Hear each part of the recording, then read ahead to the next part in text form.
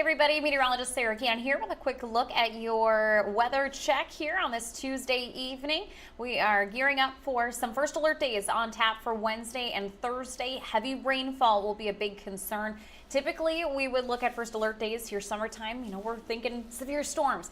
In this case, that severe threat pretty low for the area, not looking to be our main concern. Heavy rainfall will be that big concern, and the reason why we're doing first alert day, we're issuing first alert days for the area Wednesday and Thursday. So that will be kind of the big talking point here. We'll kind of take a look at some timing and some totals here for the area. So as we head into tomorrow, hopefully you have been able to prepare a little bit and maybe gearing up for that heavy rain event that we're expecting here in the area for the next couple of days. But as we kind of move through things here, as I mentioned, we're tracking first alert days for Wednesday and Thursday. If you are watching on Facebook, feel free to drop any questions, comments, concerns, anything like that into the comment section, and I'll do my best to answer some of those questions for you. As I mentioned, first alert days Wednesday and Thursday. We're tracking that heavy rainfall in the morning and into the afternoon. We may see some pockets of some dry periods throughout Wednesday with more scattered shower and thunderstorm activity on Thursday. But when it comes to a summary, kind of a total, a lot of us could be looking at amounts anywhere from an inch upwards of 4+ inches, and a big range here when it comes to totals. But the biggest question will be where we see training thunderstorms setting up and where we see that heaviest of rainfall kind of situating itself. So some spots may see kind of those lower ends of rainfall amounts, while other spots, very localized in manner, may see some of those higher end totals. So as we kind of dive into that here, we'll be able to, it'll kind of have to be a waiting game to see where those thunderstorms set up and just what areas see those highest amounts. So as we continue on here this evening, we are looking at that heavy rainfall, as I mentioned. So both Wednesday and Thursday, again, heavy rainfall will be that biggest concern. So looking here at this graphic, this is an excessive rainfall outlook. So essentially, we're at a level 2 out of a level 4 for excessive rainfall, and essentially anywhere within this yellow, so within that level 2 area, has the potential of seeing heavy rainfall throughout Wednesday, throughout Thursday. So again, area-wide, looking at that greatest chance here to see heavy rainfall across portions of southern Minnesota and northern Iowa. So future track radar, quiet. Today has kind of been a bit of a drier day after some shower and thunderstorm activity on Monday. Now looking ahead to Wednesday and Thursday. There has been a little bit of activity just to our south, but something else, I think I kind of put these a little bit out of order, so we'll just kind of jump around here. But looking here at our surface map, a lot of the shower and thunderstorm activity has been staying to our south. Now notice how we have a frontal boundary, in this case a cold front, to our south moving into southern Iowa. That's where we're seeing some of that shower and thunderstorm activity at this point in time. What's expected to happen is that this frontal boundary will eventually turn into a warm front, move north, and it'll stall out. So it'll become a stationary front. So this front is kind of playing all the fields here as it kind of starts as a cold front, moves into a warm front, and eventually a stationary front. And when that stationary front stalls out, at this point in the forecast, it's expected to be near that I-90 corridor. Now, if that holds out and holds together, where that frontal boundary stalls out will be the area that has that greatest chance of seeing those higher, where we'll likely see a lot of that heavy rainfall situating itself. So we have it over I-90, in the I-90 area-wide here, southeast Minnesota, northeast Iowa. That's where we'll see a lot of that heavier rainfall. If we see the front stall out just a little bit south of our area, that greater chance for heavy rainfall, looking more so for northern Iowa versus southern Minnesota. If it overshoots that, if it heads towards the Twin Cities, the I-94 corridor, looking more at that heavy rainfall in southern Minnesota versus north Iowa. So that front will play a big role as to where we see that heaviest rainfall situating and kind of settling. But we'll also keep an eye, as I mentioned, I did say that that severe threat kind of on the lower end, and it is, between Wednesday and then also on Thursday, portions of the area looking at a level 1 at a level 5 severe threat. Now, there is a chance that as these thunderstorms roll through, we could be looking at maybe some straight isolated, stronger storms.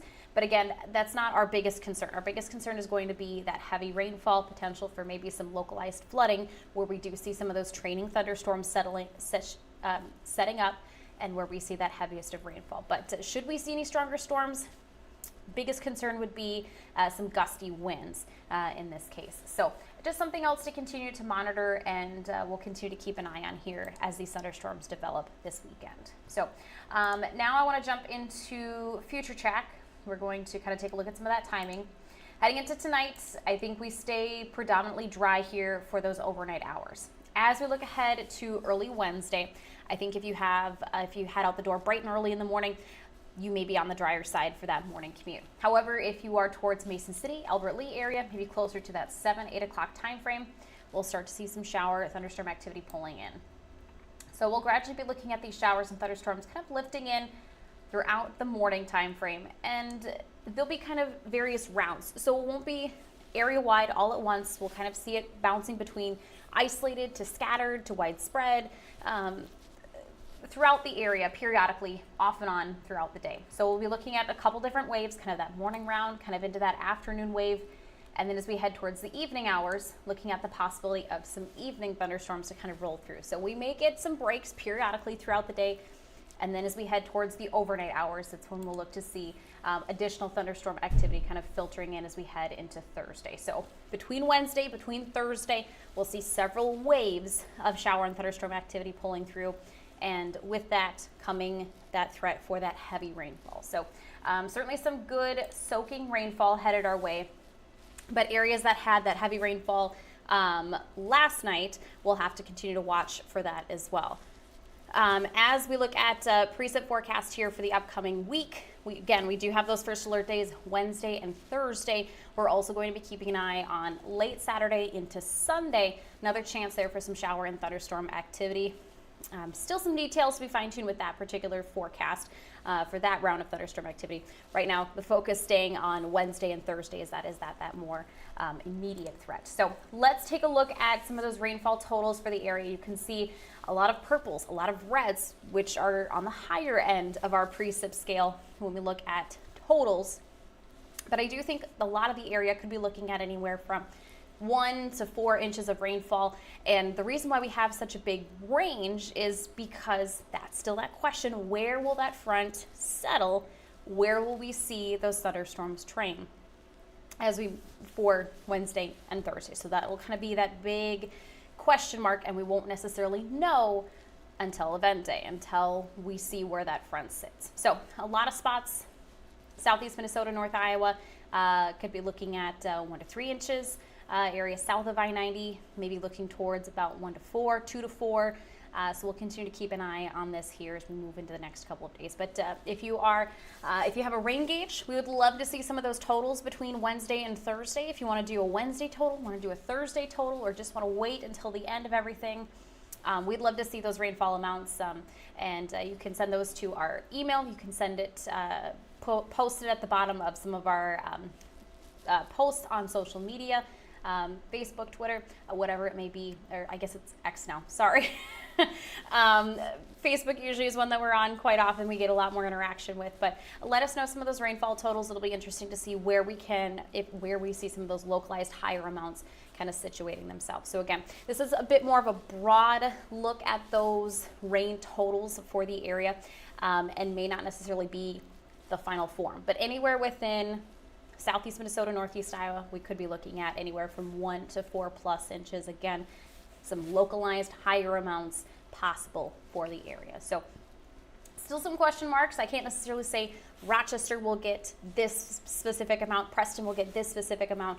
That's why we have kind of those broader ranges this time around, because it will be a little bit trickier to figure out ahead of time until we see where that front sets up and where we see those thunderstorms training. So still a little bit of uncertainty, but we know for sure that heavy rainfall will be a big concern for the area. So keep that umbrella handy throughout the day. Tomorrow we will be looking at high temperatures climbing into the 70s for the area.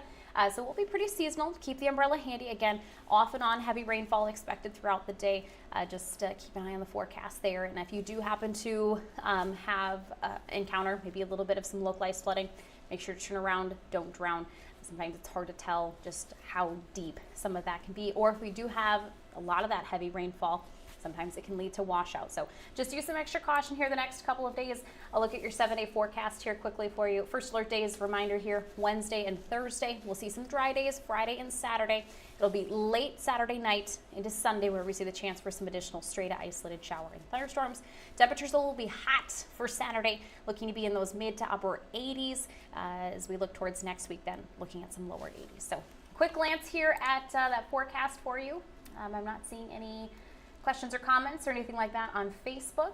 So hopefully that means I'm answering all your questions. If you're tuning in a little bit later here, catching this a little bit later, feel free to drop any questions, comments, concerns, anything like that into the comments there. I'll try to keep an eye on that here for this evening and get back to you if you have anything in there. So I have to go get ready for our 9 o'clock broadcast. Their Twins are on, I believe, on Fox 47. So we have to get our show rocking and rolling, and we'll see you again on KTTC at 10 o'clock. So have a great evening, everybody.